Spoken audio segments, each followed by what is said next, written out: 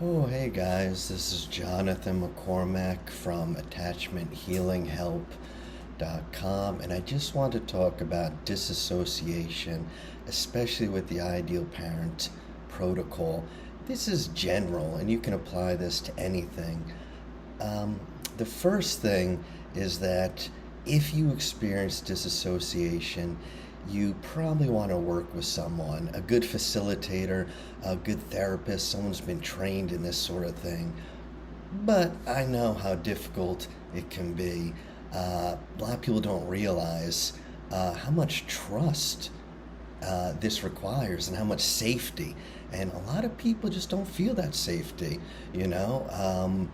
I'm asking people to go into this kind of guided meditation and with their eyes closed sometimes, and boy, that can feel very unsafe. So I do get it. But here's a couple tips where you can, that will help with disassociation. And the first thing is posture. The best posture to do ideal parent in any kind of therapy really is with your feet on the ground. Your feet on the ground and then your hands on your lap. And this is a posture with your back straight but loose that will give you a sense of safety. And one thing you can do is with your feet on the ground, push a little bit. Just push against the ground and notice the soles of your feet and the pressure on the ground. And this kind of embodies you. So the posture is important. Even before you start the protocol, you can also look around. Move your head all the way around, get spatially located, and look around, look around. And if someone I'm working with has a little disassociation or some problems feeling safety, I like to engage all five senses.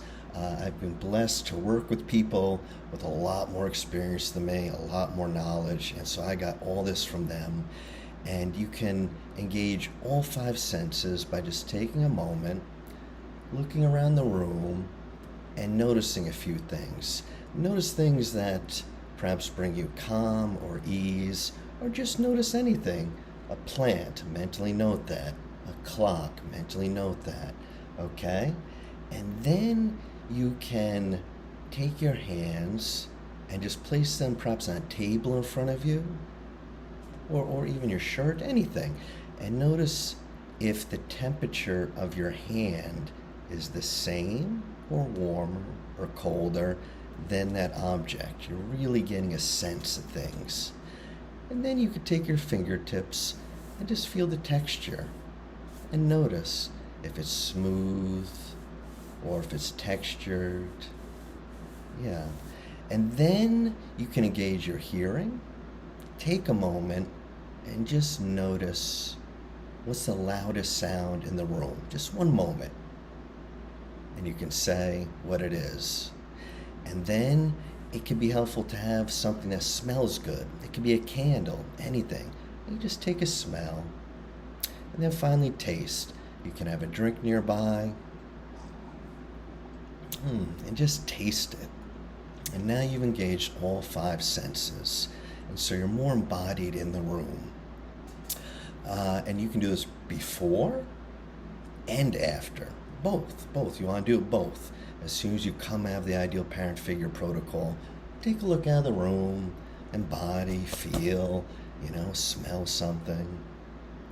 Another thing that can help is a blanket. You can have a blanket or a heavy shirt, and that can just make you feel safety, but also the weight of it, you kind of feel on yourself. I have clients who bring in stuffed animals. If you have a pet, a dog, have your dog with you. And you can kind of pet the dog and have it there. And that can help too. And that's even before you start, And again, before you start, you can also do a quick body scan. Do a body scan from the crown of your head all the way down, just noticing your body. down to your feet, back to top, top to bottom, bottom to top. And you can try and find a safe place in your body, some place that feels peaceful, a space of peace, a place of peace. This is your place of inner peace. And that could be anything. You may feel that in your hands or your feet. And if it's a place in your chest, you can go ahead and put your hand there and just get in contact with that safe place. And you can really take a moment and just make a connection to that safe place in your body. And you can even imagine moving into it to become very connected. And you can keep your hand there, or occasionally you can put your hand there during the process just to get that. And that can help. Before you start, it's important to also take a couple deep breaths, just 3. Usually have a very deep breath. You hold it below the belly and then slowly exhale. You can do that 2 or 3 times, kind of part of polyvagal theory and becoming embodied.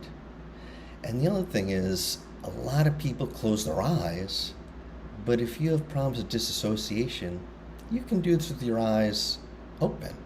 You can do this with your eyes open. Sometimes it helps to look down at a 45-degree angle, and you're looking down, and you're just going into it. And if you start to get a little spacey, you can always look up and around, and then go back down into it.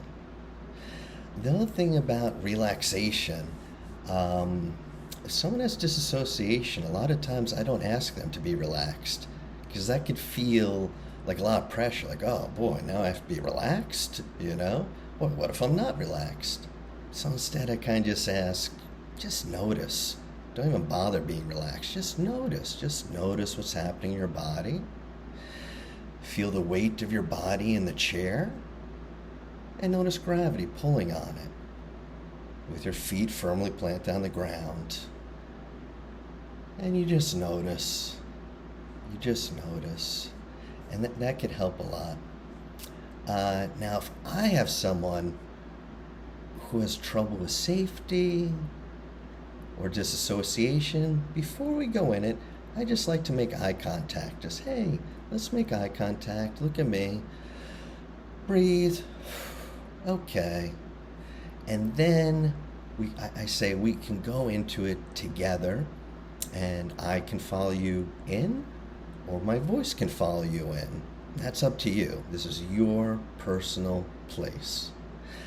I like to accentuate that you're in control of this place, and you can pop out anytime you want. That's up to you. This is your personal space, and I'm just a guest there, Also, I like to do reminders. When someone goes into it, this can take some people out of it. But if you have a problem with disassociation and safety, this can help. So I'll use the client's name a lot. Okay, Johnny. And now, Johnny, when you're in there, Johnny, and I remind them, knowing that you're actually safe in your room, on your chair, and that this is just in the imagination. You can allow yourself, I'd invite you to allow yourself to imagine a place that's perfectly safe, perfectly secure, and through the protocol, I'll say that. I'll use their name, and I'll remind them, and knowing you're safe in your room, and this isn't really happening, this is in your imagination. That can help a lot too. There's a few other things, but those can help with disassociation.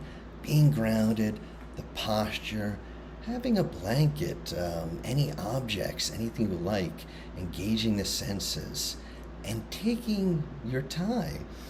People have a problem with safety. You know what? It feels, rather unsafe if I'm sitting there. You imagine someone staring at you while you have your eyes closed. That's a little odd. So usually, once they go in, I look away or I have my eyes closed, and because I don't want to be staring at them to make them uncomfortable. And I also try and go very slow, very slow. Take time becoming embodied. And then once in it, take time imagining your safe place. Take time. And then when you can say the ideal parents come in, you can have them very, very far away and remind them. You can move them as far away or as close as feels comfortable for you. You don't have to, they don't even have to see you. You just take it slow, take it slow. You know, I've had 2 or 3 sessions before any contact with the ideal parents happen. And that's fine. That's whatever the person needs. So if there's any other suggestions you guys have come up with or felt that helped you make safe, I'd love to hear them. So thank you very much.